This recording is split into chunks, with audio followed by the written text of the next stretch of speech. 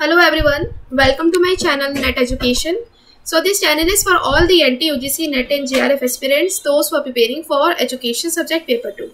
So welcome again to my Telecom Diaries. यहाँ पे आज का जो सेशन है हम प्रोजेक्टिव टेक्निक्स, इसके ऊपर प्रैक्टिस सेशन आप सबके लिए प्रिपेयर किया गया है। इस सेशन के अंदर हम प्रोजेक्टिव टेक्निक्स कौन कौन सी है और किस तरीके से साइकोलॉजी में यानी कि क्लिनिकल साइकोलॉजी में ये जो टेस्ट है वो परफॉर्म किए जाते हैं, किस तरीके के आइटम्स होते हैं इस टेस्ट के अंदर और कैसे ये परफॉर्म करने के बाद इनके रिजल्ट्स का इंटरप्रिटेशन किया जाता है। तो ये इन सबको हम आज डिटेल में डिस्कस करने वाले हैं विद द स्पेशल नोट जो कि कार्ल जंग की थ्योरी से रिलेट करता है। So friends, without getting delay, let's get start with the session. So friends, here you can see the first slides which clearly says about projective techniques. अब यहाँ पे प्रोजेक्टिव टेक्निक से पहले अगर आप क्वेश्चन सॉल्व कर रहे होगे PYQs तो वहाँ पे आपको ये जो टर्म है वो देखने को मिले होगी। Even this term is directly related to the unit 6 जो हमारा है रिसर्च, ठीक है। यूनिट 6 से रिलेटेड ये है और इसके अंदर हम कई तरीके की प्रोजेक्टिव टेक्निक्स को सीखते हैं। सो फ्रेंड्स, यहाँ पे प्रोजेक्टिव टेक्निक्स है क्या, पहले ये देख लेते हैं। सो फ्रेंड्स, जो प्रोजेक्टिव टेक्निक्स है ये मेनली हमारा साइकोलॉजी के फील्ड से ओरिजिनेट हुआ है और इस प्रोजेक्टिव टेक्निक्स के अंदर आपके कई तरीके के टेस्ट आते हैं। साइकोलॉजी के टेस्ट आते हैं जैसे कि रोसैक इन block test, thematic apperception test.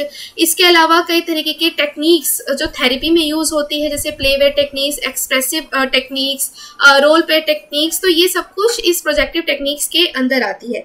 So friends, यहाँ पे प्रोजेक्टिव टेक्निक्स का हम क्यों यूज करते हैं ये देख लेते हैं। सो प्रोजेक्टिव टेक्निक्स का हम यहाँ पे मेनली यहाँ पे एक अंडरस्टैंड करने के लिए और पर्सन के इमोशंस को यहाँ पे देखने के लिए कि पर्सन यहाँ पे किस तरीके से फील कर रहा है, किस तरीके से वो उसका क्या मोटिव है, क्या उसकी इंटेंशंस है। तो हम इन सबको यहाँ पे देख सकते हैं इनडायरेक्ट मेथड से, क्योंकि अगर हम डायरेक्टली मेथड से किसी पर्सन की यहाँ पे उसकी फीलिंग्स को देखना चाहे, उसके मोटिव्स को देखना चाहे तो इसके अंदर कई तरीके की बायसनेस आ सकती है। जैसे कि हमें कार्ल जंग ने कहा है कि एक पर्सन है वो अपने ऊपर एक तरह का मुखौटा तैयार करके रहता है, तो उसी मुखौटे को यहाँ पे ब्रेक डाउन करने के लिए, मतलब उसी जो आपका नकली जो पर्सोना है उसको यहाँ पे हटाकर जो इनसाइड जो पर्सन के अंदर है उसको यहाँ पे हम देख सकते हैं by using this projective techniques, ठीक है। प्रोजेक्टिव टेक्निक्स हम मेनली पर्सन को किस तरीके से देख सकते हैं, उसके इंटेंशंस। यहाँ पे पर्सन को कुछ टास्क परफॉर्म करवाए जाते हैं, कुछ यहाँ पे कार्ड्स यहाँ पे दिए जाते हैं, पर्सन यहाँ पे उन कार्ड्स के पिक्चर्स को देखकर इंटरप्रेट करता है, वहाँ पे पिक्चर्स के रिगार्डिंग स्टोरी जनरेट करता है और उन स्टोरी को जनरेट करते करते उससे पर्सन का यहाँ पे इंटरेस्ट पता चल जाता है। तो ये इनडायरेक्ट मेथड से हम यहाँ पे इसको यूज कर सकते हैं। और यहाँ पे पर्सन की सबसे मेनली जो प्रोजेक्टिव टेक्निक्स की क्वालिटी है कि ये हेल्प करता है रिस्पोंडेंट्स को कि अपनी ओन एटीट्यूड को, जो उसका एग्जैक्टली जो उसका एटीट्यूड है, जो उसका यहाँ पे उसकी जो फीलिंग्स है वो इजी तरीके से पोर्ट्रे कर सके without any kind of hindrances, without any kind of biasness, ठीक है। और यहाँ पे अपनी फीलिंग्स को ये अनकॉन्शियसली दूसरे पर्सन के सामने रख सकता है। अगर पर्सन यहाँ पे किसी तरीके के जैसे स्किज़ोफ्रेनिया नाम की जो डिसऑर्डर है उससे यहाँ पे ग्रसित है, मेंटल स्ट्रेस उसे हो रहा है, एंजाइटी हो रहा है, तो हम इसी टेक्निक्स के थ्रू ये पता कर सकते हैं इजिली, ठीक है। तो यहाँ पे डेफिनेशन आपको दी हुई है कि projective techniques in which a person is shown ambiguous stimuli. मतलब यहाँ पे एम्बिगुअस स्टिमुलाई से क्या मतलब है, अगर हम पर्सन को कोई शेप्स दिखाए, कोई पिक्चर्स दिखाए और उनसे ये बोले कि ये पिक्चर क्या इंटरप्रेट करती है, तो उसका जो इंटरप्रिटेशन है उसके इमोशंस को, उसकी फीलिंग्स को, उसके नजरिए को इनडायरेक्ट वे में दर्शा सकता है, ठीक है। और यहाँ पे ये इंश्योर किया जाता है कि यहाँ पे जो भी पर्सन, जो भी रिस्पोंडेंट है अपनी जो फीलिंग्स को ये दिखा रहा है, यहाँ पे किसी तरह का बायसनेस ना हो, पूरी फ्रीडम दी जाए उस पर्सन को कि वो अपने खुद की जो इंटरेस्ट है, जो जनरल और जेन्युइन इंटरेस्ट है, उसको वो प्रोजेक्ट कर पाए, ठीक है।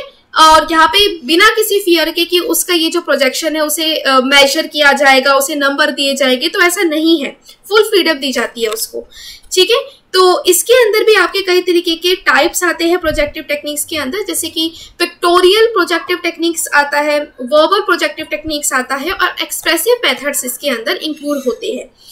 यहाँ पे पिक्टोरियल प्रोजेक्टिव टेक्निक के अंदर मेनली हमारे रोसैक का इंक ब्लॉट टेस्ट इन्वॉल्व होता है, which is very important and which is very popular in the clinical psychological field. Okay, and then is thematic apperception test. Thematic apperception भी test है, ये भी बहुत ही पॉपुलर टेस्ट है जो कि मेनली साइकोलॉजिस्ट यहाँ पे परफॉर्म करते हैं क्लिनिकल थेरेपी के लिए पर्सन के। इसके अलावा यहाँ पे verbal projective techniques, verbal projective techniques यानी कि वर्बली हम किस तरीके से इंसान की ये उसकी फीलिंग्स को, उसके मोटिव्स को, उसके इंटेंशंस को वर्बली पहचान सकते हैं, जैसे कि एसोसिएशन टेक्निक्स। यहाँ पे एसोसिएशन टेक्निक्स एक वर्ड्स के थ्रू यहाँ पे पर्सन को यहाँ पे परफॉर्म करना पड़ता है, एक टास्क होता है जिसके अंदर पर्सन को वर्ड को एसोसिएट करना पड़ता है। इसके अलावा कंप्लीशन टेक्निक्स भी आपके वर्बल प्रोजेक्टिव टेक्निक्स के अंदर आती है कि जिसके अंदर आपको सेंटेंस कंप्लीशन टास्क दिया जाता है यहाँ पे, और मेनली उसको यहाँ पे परफॉर्म करना पड़ता है किसको, अपने रिस्पोंडेंट को। ठीक है, इसके अलावा एक्सप्रेसिव मेथड आता है। एक्सप्रेसिव मेथड के अंदर रोल प्ले की एक टेक्निक है जो कि एज एन थेरेपी देखी गई है और काफ़ी रिसर्चेस की हुई है कि रोल प्ले से किस तरीके से एक तरह का थेरेपेटिक ये प्रोजेक्टिव टेक्निक्स हो सकती है, यानी कि थेरेपी एक टेक्निक की तरह हम यूज कर सकते हैं रोल प्ले को, तो ये भी इसके अंदर आता है। इसके अलावा ड्राइंग एंड पेंटिंग्स के थ्रू भी एक प्रोजेक्टिव टेक्निक्स हम इसको इस्तेमाल कर सकते हैं, और प्ले बेस्ड टेक्निक। ठीक है, अब इससे रिलेटेड हम एक एक करके सारी के सारी टेक्निक्स को डिटेल में पढ़ते हैं। सबसे पहले आता है आपका पिक्टोरियल प्रोजेक्टिव टेक्निक। ये क्या है? सो फ्रेंड्स, यहाँ पे पिक्टोरियल प्रोजेक्टिव टेक्निक जैसे कि आपको बता रहा है कि इसके अंदर आपको पिक्चर्स के थ्रू आपको कोई टास्क दिया जाता है जो कि डायरेक्टली रिलेट करते हैं पिक्चर से। उन पिक्चर्स को देख के आप किस तरीके से उसको इंटरप्रेट कर पा रहे हो, किस तरीके से आपका क्या बिहेवियर है उससे लेकर, तो ये यहाँ पे पहचाना जाता है। मेनली जो रोशेस इंक ब्लॉट टेस्ट है वो हमारा डेवलप किया गया था किसके थ्रू? स्विस साइकाइट्रिस्ट के थ्रू। ठीक है, स्विस साइकाइट्रिस्ट थे ये जिनका फुल नेम यहाँ पे दिया हुआ है हर्मन रोसैक। हर्मन रोसैक, इन्होंने 1920 में ये टेक्निक दी थी which is known by the Rorschach inkblot test. Okay, ये एक तरह का एफर्ट था जो कि मेनली साइकाइट्रिक के थ्रू यहाँ पे परफॉर्म किया जाता था किसी भी पर्सन को डायग्नोस करने के लिए। इस टेस्ट के अंदर मेनली आपके 10 तरीके के इंक प्लॉट्स होते थे। 10 इंक ब्लॉक्स, इंक ब्लॉक यानी कि ऐसी पिक्चर्स जो कि इंक के थ्रू बनी होती थी, जैसे कि आप ये देख सकते हैं, ये इंक ब्लॉट्स है। ठीक है, यहाँ पे जो क्लाइंट था और जो रिस्पोंडेंट था उसको क्या दिया जाता था टेस्ट परफॉर्म करने के लिए, उसको यहाँ पे कार्ड्स दिए जाते थे, अलग अलग तरीके के इंक ब्लॉट्स उसको दिए जाते थे, और यहाँ पे उनसे ये क्वेश्चन पूछा जाता था कि हर एक जो इंक ब्लॉट है वो क्या रिजेंबल करता है, क्या रिजेंबल कर रहा है। जैसे कि आपसे अगर मैं पूछूं तो आप इसको क्या किस तरीके से रिजेंबल कर पा रहे हो, आपको क्या दिख रहा है इन इंक ब्लॉक्स में, इन इंक के धब्बों में आपको क्या दिखाई दे रहा है, किस तरीके से ये पिक्चर बना रहे हैं। तो आप यहाँ पे कई तरीके के रिस्पॉन्सेज दे सकते हैं। किसी को बटरफ्लाई दिख रहा होगा, किसी को यहाँ पे बैट दिख रहा होगा, किसी को यहाँ पे एक तरह का जो क्रिश का मुखौटा दिख रहा होगा। तो ये अपनी अपनी इंटरप्रिटेशंस होती है। ठीक है, तो यही क्लाइंट से पूछा जाता है कि वो किस तरीके से इसको यहाँ पे रिजेंबल करता है हर इंक प्लॉट। ठीक है, और यहाँ पे इंक्वायरी कैसे की जाती थी? इंक्वायरी मतलब किस तरीके से यहाँ पे उसने जो रिस्पॉन्सेज दिए उसको मेजर किया जाता था। सो फ्रेंड्स, यहाँ पे उनसे रिस्पॉन्सेज पूछे, रिस्पोंडेंट से यहाँ पे रिस्पॉन्सेज अगर पूछे तो यहाँ पे जो साइकोलॉजिस्ट था वो हर एक रिस्पॉन्सेज को एक स्टैंडर्डाइज रिस्पॉन्स से रिलेट करता था। ठीक है, स्टैंडर्डाइज फॉर्म से वो रिलेट करता था, और रिलेट करने के बाद वो यहाँ पे एग्जैक्ट परसेप्शन निकालने की कोशिश करता था, और उसी के हिसाब से वो उनके जो भी रिस्पॉन्सेज था उसको मेजर किया जाता था। ठीक है, एक तरह का स्टैंडर्डाइज एक जो रिस्पॉन्सेज थे वो अलग थे जिससे उसको यहाँ पे कंपेयर किया जाता था। ठीक है, यहाँ पे फ्रेंड्स एक बहुत बड़ी कंट्रोवर्सी निकल कर आई थी इस टेस्ट के अंदर। हालांकि ये बहुत पॉपुलर टेस्ट था, रोसैक इंक ब्लॉट टेस्ट बहुत ही पॉपुलर था, मेनली साइकोलॉजिस्ट को यूज करते थे। लेकिन यहाँ पे एक तरह की कंट्रोवर्सी ये निकल कर आई कि जब यहाँ पे जो भी टेस्ट किया गया, रिस्पॉन्सेज यहाँ पे कंपेयर किए गए, तो यहाँ पे जो कंपैरिजन था वो एरर दिखाने लग गया। अब एरर कैसे दिखाने लग गया ये देखते हैं। मतलब क्या था कि जब हमने इनके रिजल्ट्स देखे, जब जो भी मेनली जो क्लिनिकल कंडीशंस यहाँ पे थी उनकी, यहाँ पे जो भी टेस्ट वो ले रहे थे, जो भी किसी तरह के मेंटल डिसऑर्डर से वो जूझ रहे थे, उनके साथ जब ये टेस्ट कराया गया और जब यही टेस्ट सेम इंडिविजुअल के साथ टेस्ट कराया गया, तो उनके रिस्पॉन्सेस या इंडिविजुअल की जो रिस्पॉन्सेस को जब हमने इन लोगों के साथ, मतलब जो कि ट्रीटमेंट ले रहे थे किसी तरह का, साइकोलॉजिस्ट से किस तरह का ट्रीटमेंट ले रहे थे, उनके रिस्पॉन्सेस से कंपेयर किया गया, तो ये देखने को मिला गया कि जो नॉर्मल जो लोगों के रिस्पॉन्सेस थे ना, वो डिग्रेड कर रहे थे। मतलब वो कम रिस्पॉन्सेस कर पा रहे थे उनके कंपैरेटिवली, और उनकी जो रिस्पॉन्सेस की जो डायरेक्शंस थी वो नेगेटिव की तरफ पहुंचने लगी। मतलब यहाँ पे उन जो इंडिविजुअल थे, यहाँ पे ये दिखाया गया कि इंडिविजुअल्स जो कि नॉर्मल इंडिविजुअल हम उन्हें कह रहे हैं, वो किसी तरह के साइकोपैथोलॉजी की कंडीशन से जूझ रहे हैं। ठीक है, हालांकि उनको कोई यहाँ पे प्रॉब्लम नहीं थी, लेकिन उनके रिजल्ट्स इस तरीके से दिखाई दे रहे थे कि जो इंडिविजुअल्स है उनको किसी तरह की साइकोपैथोलॉजी है एज कंपेयर टू जो यहाँ पे साइकोलॉजिस्ट से ट्रीटमेंट ले रहे हैं। तो ये काफी बड़ा एक एरर निकल कर आया। ठीक है, ये एक तरह का यहाँ पे देख सकते हैं रोसेक टेस्ट की लिमिटेशंस थी। फिर बाद में देखा गया एक वैलिडिटी भी यहाँ पे नहीं थी, लेस वैलिडिटी थी। यहाँ पे जो रोसैक इंक ब्लॉट टेस्ट था वो मेनली यहाँ पे परफॉर्म किया जाता था पर्सन के डिसऑर्डर को टेस्ट करने के लिए, उसके इंटरपर्सनल डिपेंडेंसी को देखने के लिए। ठीक है, किस तरह का आउटकम निकल कर आ रहा है जो ट्रीटमेंट उन्हें प्रोवाइड कर रहा है। लेकिन ये टेस्ट ना और चीजें भी दिखाने लग गया, जैसे कि स्किज़ोफ्रेनिया जो मेंटल डिसऑर्डर है, उसके डायग्नोसिस को भी ये दर्शाने लग गया, हॉस्टिलिटी को दिखाने लग गया, एंजाइटी को दिखाने लग गया, जिसके वजह से इनकी जो वैलिडिटी है टेस्ट की वो डिस्टर्ब होने लगी। ये एक लिमिटेशन थी। ठीक है, और ये काफी इंटरेस्टिंग फैक्ट था, और ये जब मैंने इस टेस्ट को पढ़ा तो आई थॉट कि I should share with you also कि यहाँ पे हमने आज तक जितने भी साइकोलॉजी में टेस्ट परफॉर्म किए हुए हैं, तो ये जो एक वैलिडिटी का जो परफॉर्मा है, जो वैलिडिटी का जो फिनोमिना है और एरर का फिनोमिना है, ये हमें जानने को मिला। ठीक है, और ये काफी इंटरेस्टिंग भी था।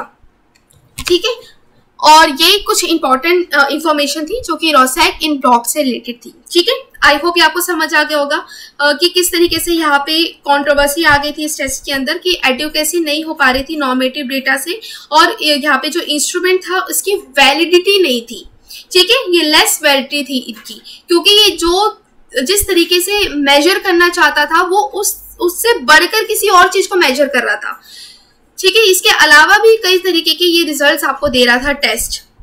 तो ये एक तरह की आपको कंट्रोवर्सी और एक तरह का एरर दिखाई देने को मिला इस टेस्ट के अंदर। ठीक है, नेक्स्ट देखिए, ये टेस्ट भी बहुत पॉपुलर है, ये भी पिक्टोरियल प्रोजेक्टिव टेक्निक के अंदर आता है, जो कि हम थीमेटिक एप्रिसिएशन टेस्ट जिसको कह रहे हैं, जिसको हम टैट कहते हैं। ये भी आपने अगर परफॉर्म किया होगा आपने साइकोलॉजी में, यानी मेनली जो भी यहाँ पे ये नेट जेआरएफ का जो टेस्ट यहाँ पे दे रहे हैं एंड यहाँ पे जो परफॉर्म कर रहे हैं, इसके अलावा भी अगर आप साइकोलॉजी बैकग्राउंड से है तो आपने टैट का नाम यहाँ पे सुना होगा। और even if you belong to the clinical psychologist और आप चाइल्ड साइकोलॉजी की फील्ड से रिलेटेड है तो आपने इन सब के बारे में पढ़ा होगा, थीमेटिक एप्रिसिएशन टेस्ट के बारे में। तो यही इसको डिटेल में डिस्कस कर लेते हैं। तो थीमेटिक एप्रिसिएशन टेस्ट जिसको हम टैट कह रहे हैं, ये मेनली हेनरी मुरे ने दिया है। ठीक है, जो कि किसके स्टूडेंट थे? क्रिस्टेनिया मॉर्गन के स्टूडेंट थे। और यहाँ पे आपको इस टेस्ट के अंदर कुछ पिक्चर्स दी जाती थी। ठीक है, एज ए स्टोरी के फॉर्म में आपको पिक्चर दी जाती थी। एक तरह का आप कह सकते हो कि एक यहाँ पे स्मॉल पिक्चर थी एज एन फ्लैश कार्ड के रूप में। यहाँ पे क्या करते थे, इस पिक्चर्स को आपको इमेजिन करना पड़ता था। हालांकि स्टिल पिक्चर थी, इसमें आप देख सकते हो इस पिक्चर को, स्टिल है, कोई यहाँ पे मूविंग पिक्चर नहीं है, एक तरह का कार्ड है। इस कार्ड को देखकर आप किस तरीके के इंटरप्रिटेशंस निकाल रहे हैं, तो उस इंटरप्रिटेशन को यहाँ पे जज किया जाता था और आपके इंटरनल इमोशंस को यहाँ पे चेक किया जाता था कि आप किस तरीके से इस पिक्चर के साथ आप एसोसिएट करते हो और आपके क्या इस पिक्चर को लेके फीलिंग्स है, क्या इमोशंस है।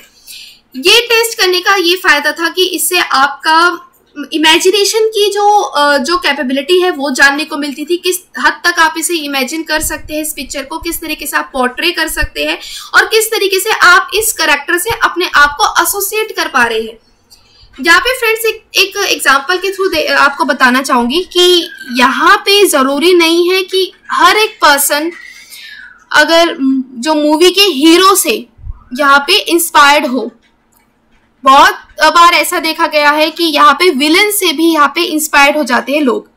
अब आपको सिंपल सा एग्जांपल देती हूँ, जैसे कि आप देख सकते हो क्राइम पेट्रोल जो आता है, सीरीज आती है क्राइम पेट्रोल में, जिसमें आपको अवेयरनेस फैलाई जाती है कि यहाँ पे किस तरीके से आपको ये काम नहीं करने, गलत है, इसकी क्या सजा है, क्या आपके तरफ लीगल एक्शंस हो सकते हैं।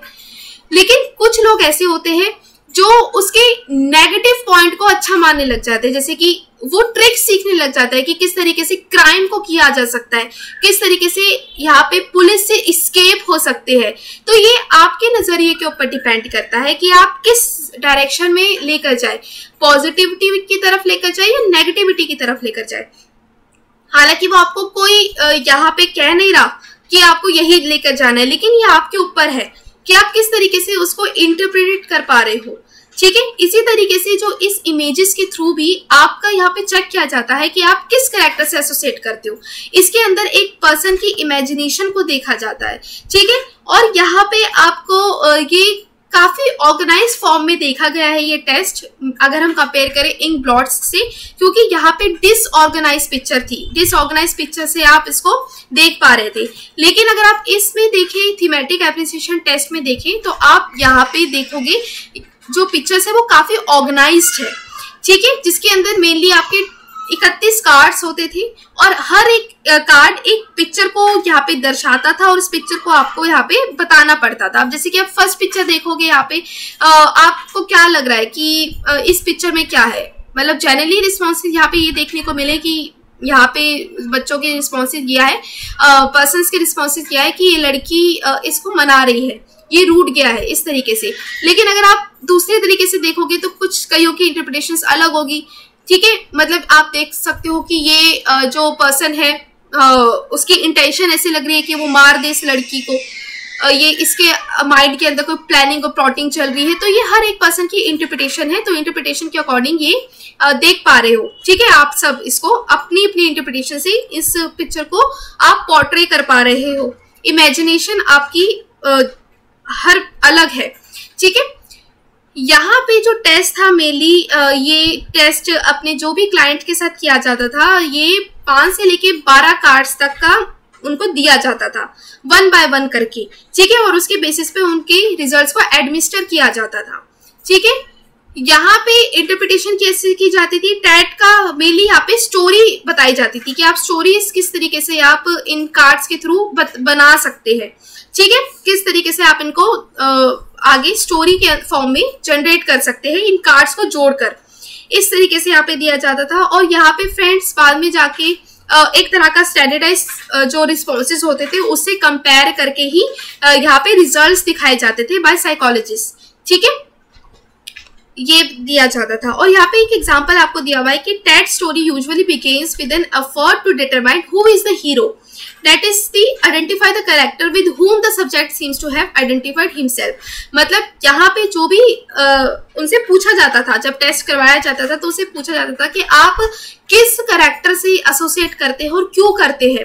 तो जब यहाँ पे क्वेश्चन उनसे पूछा जाता था कि why you associate with that particular subject, तो यहाँ पे उनके रिस्पॉन्सेस निकल कर आते थे क्लाइंट्स की, यहाँ पे उनकी फीलिंग्स निकल कर आती थी कि वो क्यों उससे एसोसिएट कर पाते हैं, क्यों आप देखते हो कि ये पर्सन है ये आपके करीब है।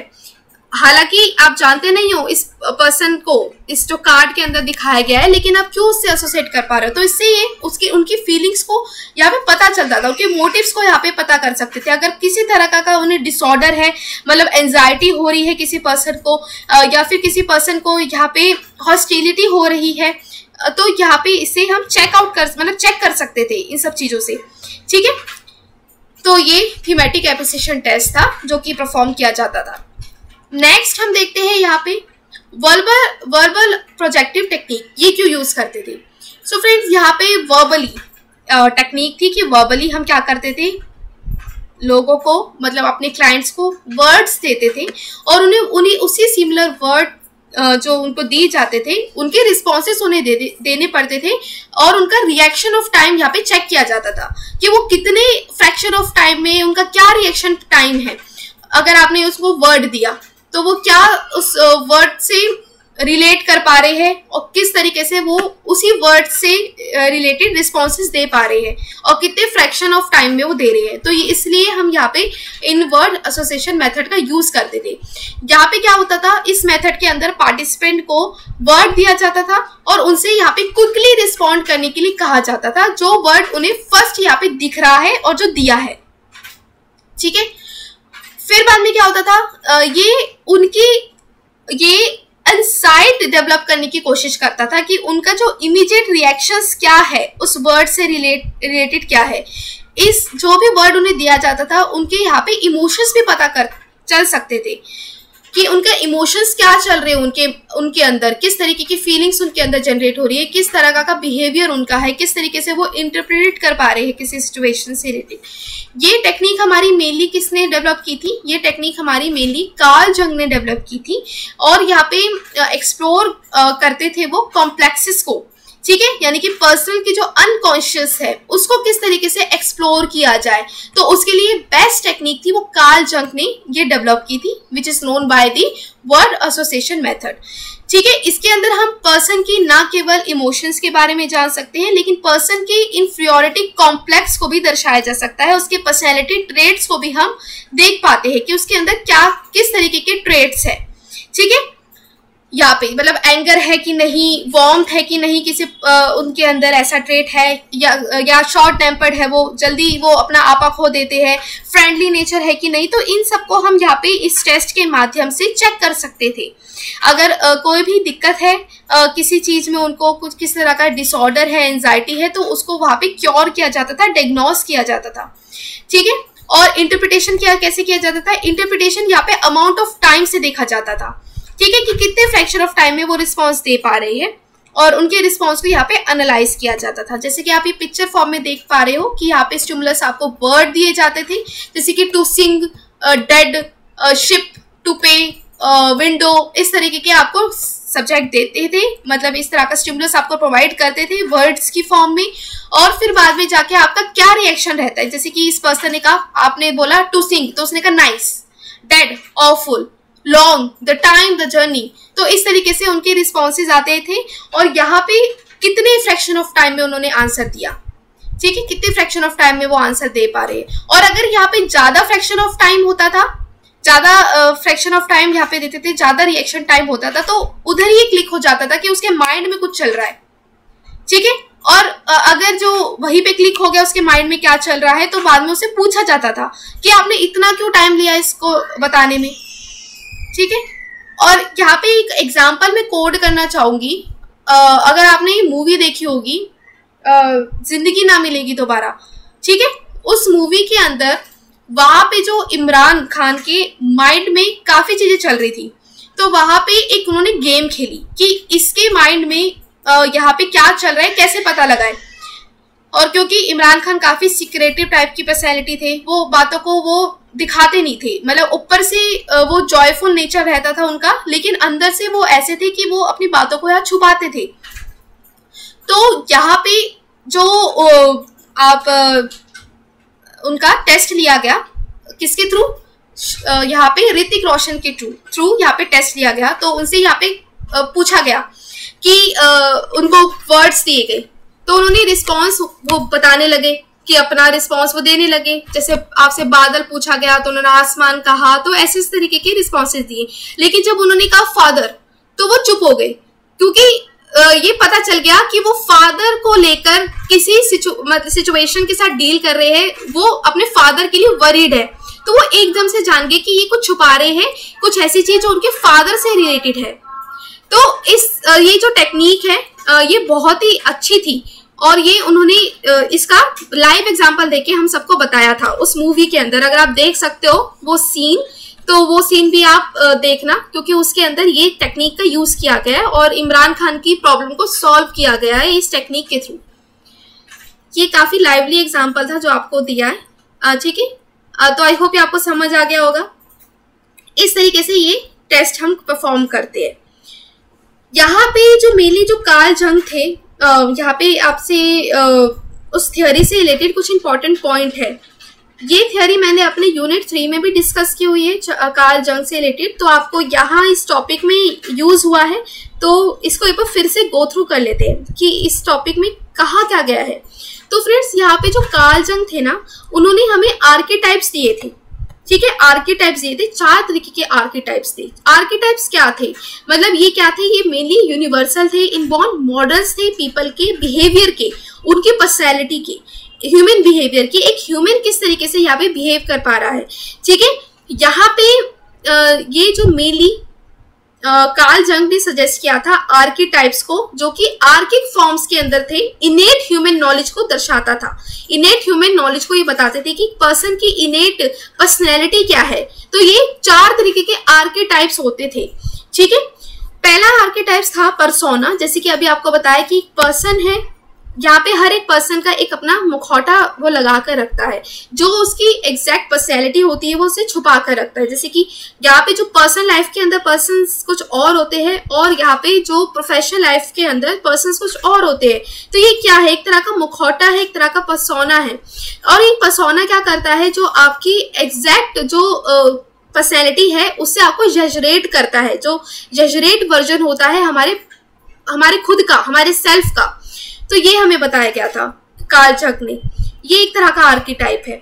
इसके अलावा यहाँ पे आपको बताया शैडो भी एक तरह का आर्कीटाइप है। मतलब यहाँ पे जो पर्सन अपने बारे में नहीं जान पाता, मतलब वो उसकी क्या अपनी एग्जिस्टेंस है, क्या उसका यहाँ पे एग्जिस्टेंस का महत्व है, तो वो नहीं जान पाता। तो वो एज एन शैडो की तरह होता है कि हर एक पर्सन के अंदर एक शैडो होती है, ठीक है।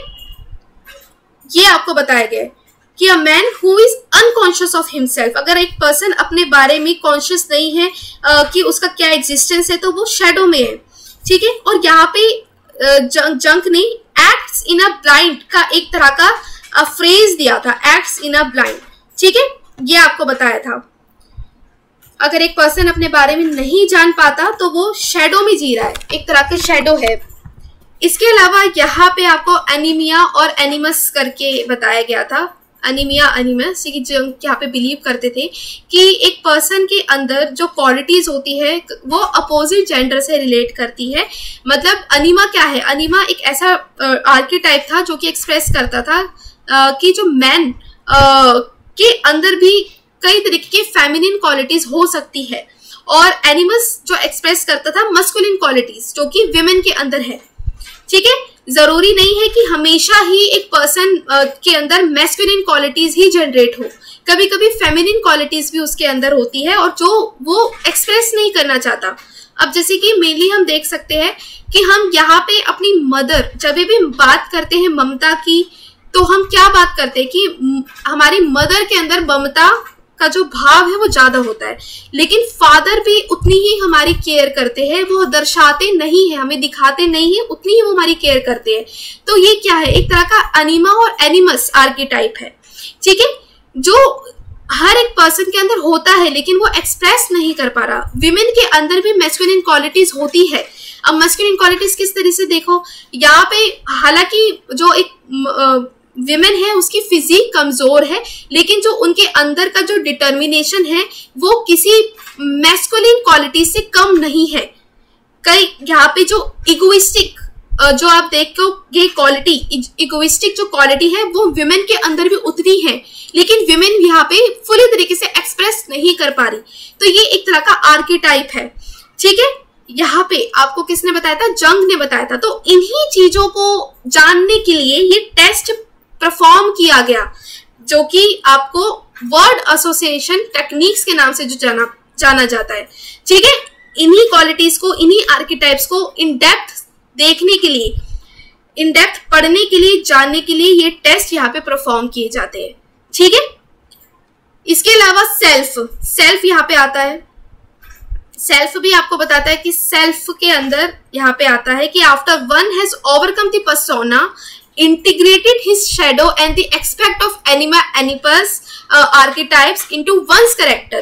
मतलब यहाँ पे अगर एक पर्सन अपनी एनिमा और एनिपस के आर्किटाइप्स को जान लेता है, अपनी जो दोनों क्वालिटीज को एक्सप्रेस कर पाता है, अपनी जो शेडो है उसको वो हटा पाता है, अपनी एग्जिस्टेंस के बारे में वो जान पाता है, तब जाके उसको एक सेल्फ का यहाँ पे आभास होता है कि उसकी क्या एग्जिस्टेंस है, उसका क्या यहाँ पे अस्तित्व है, उसके बारे में उसे जानकारी होती है, ठीक है। तो इस तरीके से जंग ने हमें यहाँ पे बताया था। आई होप ये आपको समझ आ गया होगा कि किस तरीके से यहाँ पे जंग की जो थ्योरी है इससे डायरेक्टली रिलेट करती है और वो इस टेस्ट को परफॉर्म करते हैं, ठीक है। और फ्रेंड्स, मैंने जो एग्जाम्पल दिया है ना, आप जो आपको जिंदगी ना मिलेगी दोबारा मूवी का एग्जाम्पल दिया है, उसको एक बार जरूर जाके देखना। उसके अंदर आपको ये टेस्ट परफॉर्म करके दिखाया गया है, ठीक है, वर्ड्स के थ्रू। वहां पे एक छोटी सी शॉर्ट क्लिप है, जब आप उसे विजिट करोगे, देखोगे, तो आपको काफी कुछ जानने को मिलेगा कि किस तरीके से परफॉर्म करके हम किसी भी पर्सन के अंदर इमोशंस क्या चल रहे हैं हम जान पाते हैं, ठीक है। नेक्स्ट आता है हमारा second type of verbal projective technique से, जिसको हम कह रहे हैं सेंटेंस कंप्लीशन, ठीक है। सेंटेंस कंप्लीशन टेक्निक जिसको हम कह रहे हैं। ये जो सेंटेंस कंप्लीशन टेस्ट है ये मेनली हमारा किसने दिया है? हर्बन ने दिया है। हर्बन हेमिंगवे ने दिया है हमें ये टेस्ट, जो कि जर्मन साइकोलॉजिस्ट थे। इन्होंने ये इनका जो मेनली जो टेस्ट का पर्पस था वो ये था कि आपको इनिशियल जो वर्ड है वो दिए जाते थे और आपको उसका सेंटेंस को कंप्लीट करना पड़ता था, ठीक है। और एडमिनिस्टर कैसे किया जाता था कि मतलब इसको आपको क्या करना पड़ता था, इवेलुएटर को प्रेजेंट करा जाता था कोई भी सब्जेक्ट जिसके अंदर पार्शियल सेंटेंसेस होते थे, मतलब अधूरे सेंटेंसेस होते थे, और उनको यहाँ पे पूरे करने के लिए कहा जाता था। जैसे कि माई चाइल्डहुड, आप क्या कह सकते हो कि आपका चाइल्डहुड कैसा है? कि my childhood was best, my childhood was terrific, my childhood was horrible. तो हर किसी के अपने अपने रिस्पॉन्सेज आ सकते हैं। अगर कोई ये कहे कि माई चाइल्डहुड वॉज हॉरिबल, तो मतलब वो बहुत ही, उसका जो चाइल्डहुड है वो बहुत तरीके की नेगेटिविटी से गुजरा होगा, कुछ उसके साथ ऐसे हादसे हुए होंगे, कुछ ऐसे इंसिडेंट्स हुए होंगे जो उसके चाइल्डहुड को यहाँ पे उसके एक्सपीरियंस को डिग्रेड करते हैं। तो यहाँ पता कर सकते हो सेंटेंस कंप्लीशन के थ्रू, ठीक है। जैसे कि यहाँ पे दिया हुआ आई थिंक, कि मैं ये सोचता हूँ कि, तो आगे जाके वो उसको कंप्लीट करना पड़ता था, तो उसके इमोशंस का पता चलता था कि वो क्या सोचता है। तो इस तरह की वर्कशीट दी जाती थी साइकोलॉजिस्ट के थ्रू, और उनको यहाँ पे परफॉर्म करना पड़ता था। और उनकी जो टेस्ट का जो इंटरप्रिटेशन होता था वो मेनली किस लिए होता था कि उनके एटीट्यूड्स को हम एक्सेस कर पाते थे, उनके कॉन्फ्लिक्ट्स को असेस कर पाते थे, उनके मोटिव्स क्या है उसको हम यहाँ पे असेस कर पाते थे, इंटरप्रिटेट कर पाते थे इस टेक्निक के थ्रू, ठीक है। नेक्स्ट आता है आपका एक्सप्रेसिव मेथड। ये आपका third type of projective techniques है। जैसे कि अभी तक हमने पिक्टोरियल पढ़ ली, वर्बल पढ़ ली, अब हमारी बारी आती है एक्सप्रेसिव मेथड। तो इसके अंदर देखते हैं किस तरीके की टेक्निक्स यहाँ पे आती है। सो फ्रेंड्स, यहाँ पे एक्सप्रेसिव टेक्निक के अंदर सबसे पहले आता है रोल प्ले, ठीक है। रोल प्ले किस तरह की टेक्निक है? सो फ्रेंड्स, यहाँ पे एक तरह की टेक्निक है जिसके अंदर जो भी पर्सन है वो पार्टिसिपेट करता है, और पार्टिसिपेट करने के बाद उसको उस रोल के अंदर इन डेप्थ जाना होता है, ठीक है। उसको रोल को वो अदा करना पड़ता है। अब जैसे कि थिएटर से अगर बच्चे यहाँ पे बिलोंग करते हैं तो थिएटर में भी क्या होता है, आपको एक रोल करना पड़ता है। जिस रोल के साथ आप अपने आप को ज्यादा ही एसोसिएट कर पाते हैं, ज्यादा ही उसे रिलेट कर पाते हैं, तो वो आपको परफॉर्म करना पड़ता है और उस रोल को अदा करना पड़ता है, ठीक है। थिएटर में ये काफी अच्छी एक थेरेप्यूटिक यहाँ पे टेस्ट देखा गया है, थेरेप्यूटिक एक्टिविटी दी गई है कि आप जिस रोल के साथ ज्यादा एसोसिएट कर पाते हो तो उसी से आपका यहाँ पे इमोशंस आपके देखने को मिलते हैं। ठीक है, ये क्या कहा गया है कि एक तरह का टेक्निक है जिसके अंदर रिसर्च जो पार्टिसिपेंट्स है वो क्या है, usually with in the group setting उनको ये टास्क दिया जाता है कि वो एक रोल को अदा करे, रोल को एक्ट करे। ठीक है, और रोल को एक्ट करने के बाद यहाँ पे उनके रिस्पॉन्सेस देखे जाते हैं कि उस रोल का उनके जीवन में क्या महत्व है, क्या वो उससे एसोसिएट कर पाते हैं कि नहीं। अब जैसे कि यहाँ पे डॉक्टर पेशेंट का जो खेल होता है, जैसे डॉक्टर डॉक्टर खेल हम खेलते थे बचपन में, तो हम क्या करते वो रोल प्ले के थ्रू ही करते थे कि हम यहाँ पे डॉक्टर का रोल अदा कर रहे हैं कि डॉक्टर की क्या यहाँ पे रिस्पॉन्सिबिलिटीज होती है, डॉक्टर किस तरीके से अपने पेशेंट को ट्रीट करता है, डॉक्टर के क्या ट्रेड्स है और डॉक्टर होने के लिए किस तरीके के ट्रेड्स होने चाहिए पर्सन के अंदर, कि वार्मथ एटीट्यूड होना चाहिए और उसको यहाँ पे एम्पैथेटिक एटीट्यूड होना चाहिए, डॉक्टर का केयरिंग नेचर होना चाहिए। तो उनके जिस रोल से वो एसोसिएट करते हैं तो उसके ट्रेड्स को भी वहाँ पे उसको सपोर्ट करते हैं। ठीक है, ये देखा गया है इसके रोल प्ले के थ्रू। और यहाँ पे क्या है, रोल प्ले हमारा क्या है, रोल प्ले के अंदर मेनली केयरफुल इंट्रोडक्शन देना पड़ता है, एक तरह की सेंसिटिव हैंडलिंग हमें यहाँ पे देनी पड़ती है कि जिस रोल को हम अदा कर रहे हैं उसकी फुली हमें रिस्पेक्ट करना पड़ता है कि हम उस रोल को अदा करते वक्त किसी की इमोशंस को हर्ट ना करें। ठीक है, अगर कोई कंफ्लिक्ट हो रही है हमारे रोल करने से तो उसको यहाँ पे अवॉइड किया जाता है। और यहाँ पे अगर किस तरीका का मेंटल डिसऑर्डर से पर्सन जूझ रहा है तो उसको क्योर किया जाता है। ठीक है, इसके अलावा आता है drawing and paintings. Drawing and paintings ये क्या है? सो फ्रेंड्स, यहाँ पे अगर आप देखोगे, आपने कहीं विजिट किया होगा किसी सेंटर में, क्लिनिकल सेंटर में, तो यहाँ पे जो भी थेरेपी ले रहे होते हैं पर्सन, तो उनको आर्ट के थ्रू भी थेरेपी दी जाती है। तो आर्ट्स के थ्रू कैसे थेरेपी की जाती है कि जो उनके माइंड पे यहाँ पे चल रहा होता है तो उनसे कहा जाता है कि आप उसको पिक्चर के फॉर्म में उसे ड्रॉ करें और तब बताएं कि आप यहाँ पे आपके किस तरीके से इमोशंस चल रहे हैं। ठीक है, यहाँ पे ड्राइंग एंड पेंटिंग्स को एक तरह का ड्रॉ अ स्टोरी कह के ये टेक्निक है जो कि मेनली डेवलप की थी रॉली सिल्वर ने ही डेवलप की थी।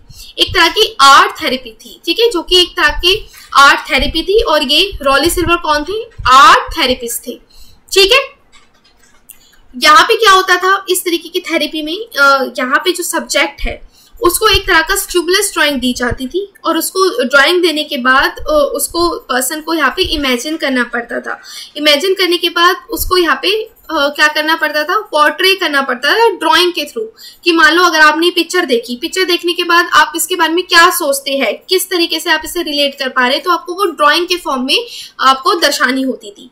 ठीक है, ड्राइंग के फॉर्म में आपको उसको लिखना पड़ता था। और फ्रेंड्स, जैसे कि आप देखोगे कि कई बार क्या होता है कि अगर आप बच्चे कम बोल पाते हैं, मतलब अगर आप किसी थेरेप्यूटिक उसमें सेंटर में जाओ तो वहाँ पे आप देखोगे तो कुछ बच्चों की वहाँ पे ड्राइंग्स भी लगी होती है। तो वो ड्राइंग्स क्या दर्शाती है कि उनके अंदर के किस तरह के इमोशंस है, कि वो क्या सोच रहे हैं। अगर कोई कॉन्फ्लिक्ट है उनके पेरेंट्स के बीच में या बच्चों के बीच में, तो बच्चे किस तरीके से अफेक्ट कर पा रहे हैं, तो वो हम डायरेक्टली तो उनसे पूछ नहीं सकते।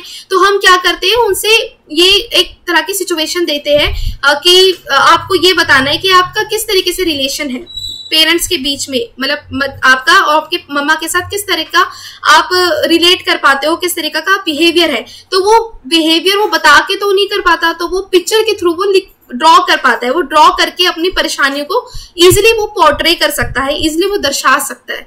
तो ये टेक्निक सबसे यूजफुल मानी गई और ये हर एज के बच्चों के साथ, मतलब हर एज के पर्सन के साथ यहाँ पे कामगार साबित हुई। ठीक है, और फ्रेंड्स यहाँ पे ये जो टेक्निक है मेनली क्या आप एम्फेसाइज करती थी, ये इमोशंस को एम्फेसाइज करती थी।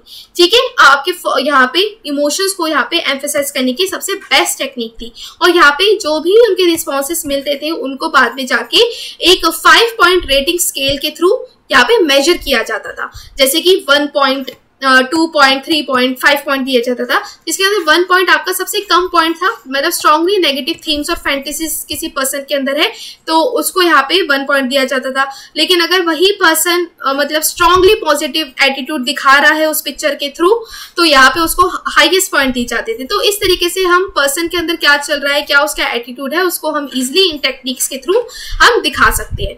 ठीक है, तो आई होप फ्रेंड्स आपको सारे के सारे टेस्ट समझ आ गए होंगे, क्योंकि टेस्ट ये बहुत ही इंपॉर्टेंट है, साइकोलॉजी में मेनली यूज होते हैं। ठीक है, वो किस तरीके से यहाँ पे कार्ल जग ने इस अपनी थ्योरी को सपोर्ट करते हुए ये टेस्ट परफॉर्म करा और आज तक ये परफॉर्म कर रहे हैं हम, और काफी ये मतलब कन्वीनियंट है ये टेस्ट, तो हम इसको परफॉर्म कर सकते हैं डे टू डे लाइफ में सभी तरीके के टेस्ट को। ठीक है, अब हम देख लेते हैं एक क्वेश्चन है जो कि आपका 13 दिसंबर का जो शिफ्ट है उसके अंदर आया है। आपको इसको अरेंज करना है डिसेंडिंग ऑर्डर में प्रोजेक्टिव एबिलिटी को। ठीक है, डिसेंडिंग ऑर्डर में आपको यहाँ पे प्रोजेक्टिव एबिलिटी को लगाना है कि सबसे पहले क्या है, क्या आता है, सेकंड पे क्या है, मतलब डिक्रीजिंग ऑर्डर में।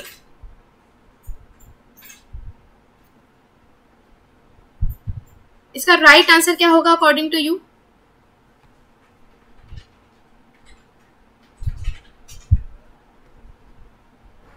ओके, तो फ्रेंड्स यहाँ पे जो आपका राइट आंसर है वो है आपका सेकंड। राइट आंसर यहाँ पे सेकंड है।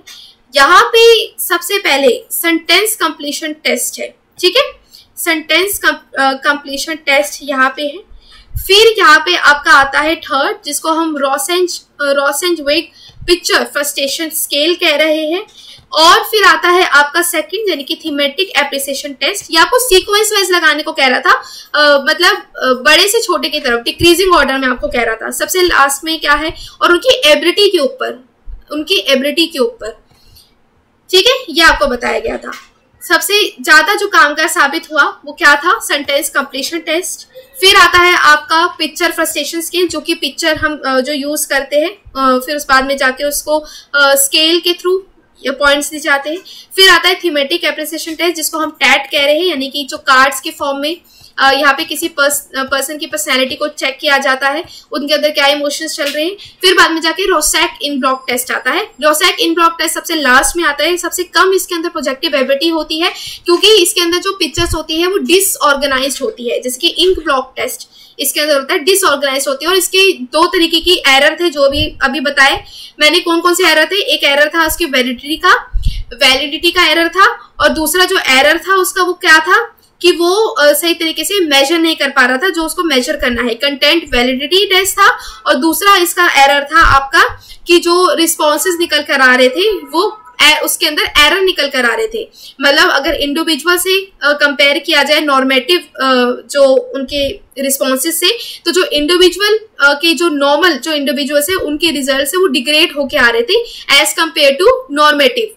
तो ये इसकी लिमिटेशन थी, जिसकी वजह से ये सबसे छोटे उस पे आता है, मतलब सबसे कम उस पे डिक्रीजिंग ऑर्डर के तरफ यहाँ पे आ रहा है प्रोजेक्टिव एबिलिटी के अंदर। ठीक है, तो इस तरीके से यहाँ पे आपको बताया गया है। तो आई होप ये आपको समझ आ गया होगा। ये क्वेश्चन आपका साइकोलॉजी से रिलेटेड है। ठीक है, साइकोलॉजी से रिलेटेड है, और ये हमारा जो आपका जब आप क्वेश्चन को सॉल्व करेंगे तो उसके अंदर रोसैक इंक बॉल टेस्ट का जिक्र किया हुआ है। अगर इससे रिलेटेड कोई भी क्वेश्चन आपको मिले तो आप मेरे टेलीग्राम ग्रुप पे भी सेंड कर सकते हैं, अगर फिर हम उसको भी यहाँ पे डिटेल में डिस्कस करेंगे। क्योंकि मुझे ये वाला क्वेश्चन मिला था तो मैं इसको लेकर आई। इसके अलावा अगर आपको कोई भी क्वेश्चन मिले जो कि रोसैक इंक ब्लॉट टेस्ट से रिलेटेड है तो आप मुझे सेंड कर सकते हो, तो हम उसको यहाँ पे डिस्कस कर लेंगे। फिर से नया सेशन लेकर आएंगे, उसके अंदर उसको हम डिस्कस कर लेंगे। ठीक है, तो अगर फ्रेंड्स आपको कोई डाउट है तो you can ask me in comment section below. Also you can join my Telegram group which is the link जिसको आपको यहाँ पे दिया हुआ है। और आप मेरा अगर सेशन आपको पसंद आ रहे हैं तो you can join my YouTube channel also, and you can like my channel and share and subscribe also. ठीक है, अगर कोई भी डाउट है तो you can ask me any time. तब तक के लिए friends stay blessed and enjoy learning and stay at home. Thank you.